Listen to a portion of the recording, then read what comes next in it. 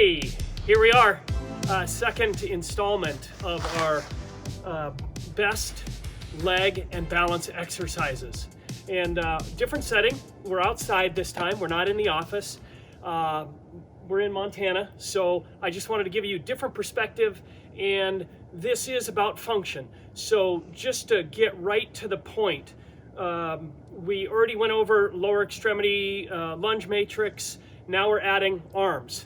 In Montana, we have a lot of functional things out here. We don't need weights, we don't need gyms. And so I brought some out here. Here it is, our windshield washer below zero fluid. This is my weight, 8 pounds per gallon. So this is about 8.5, maybe with a container and all that.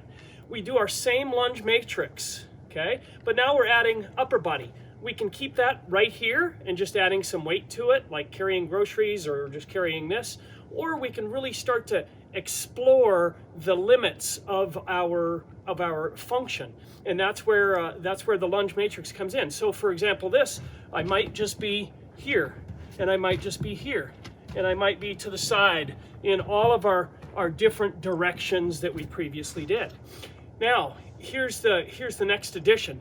We can do single arm, we can do double arm, we can do anything from down to the ground to up overhead. So if I do a lunge with my overhead reach, sideways, overhead reach. So basketball players, get a weight, get some function. You reach from the floor to overhead. If you're just talking about pouring your windshield wiper fluid, then this is about all you need to do, right? But you need to carry this. So this is just here, just like a dumbbell. The next one. This is Montana, right here, firewood, okay? We need some firewood. Fall runs around.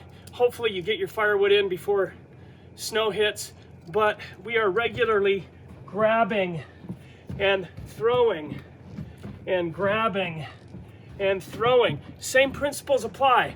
Remember, I want nice curve in my low back. I want butt muscles working. So every time I reach down, I've got to come into this position. Not here, here, grabbing. And now we're adding rotation to it as well. So I can do it, again, single hand, if I wanted, or if I have a big round that I gotta grab, I'm going double-handed, right? Both hands at the same time, any direction. Now, when we get into sports, it's a different level, okay? And it's a higher speed. So I picked one sport. This is, for those of you who don't know, a squash racket. Now, any of my racket patients, meaning tennis players, squash players, there's very few of us left. And here's the big one now, pickleball. This exercise is great for pickleball. We've got to use, our rackets in a lot of different directions. So keep our trunk rotating in all of those directions.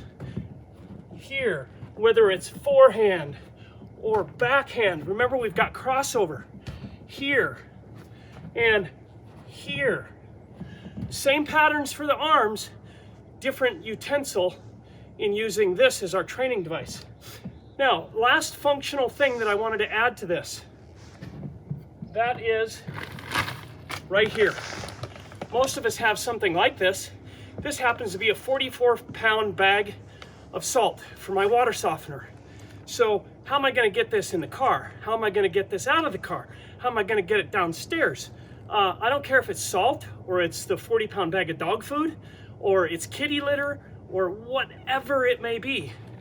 We need some weight, right? And we need to be able to move in all of these directions. So this one, I'll demonstrate both hands. I've got the handles, and I'm gonna literally do a lunge with this. I can even set it down and pick it back up, and set it down and pick it back up. Why are we doing this? So that the one time a month that we have to do this, our back and our legs and everything else are okay doing it.